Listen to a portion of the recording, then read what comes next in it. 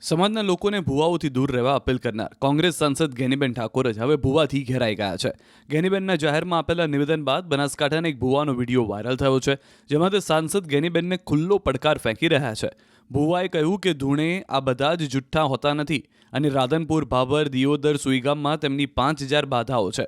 જોકે ભુવાએ ગેનીબેનનું નામ તો નથી લીધું, પરંતુ પડકાર ફેંક્યો છે કે જો બીજી વાર બોલશો તો વિચારીને બોલજો, નહીં તો ખુલ્લા માર્કેટમાં નામ લઈને બોલીશ. મહેરબાની કરીને કોઈ ભુવામાં ફસાતા નહીં. તમારું જે કર્મ છે એનું ઈ જ અગત્યનું છે. જેવું કર્મ કરશો એવું ભોગવશો. બોલવું તો વિચાર કરીને બોલો ને, ખુલ્લી માર્કેટે નોમ લઈને બોલીશ.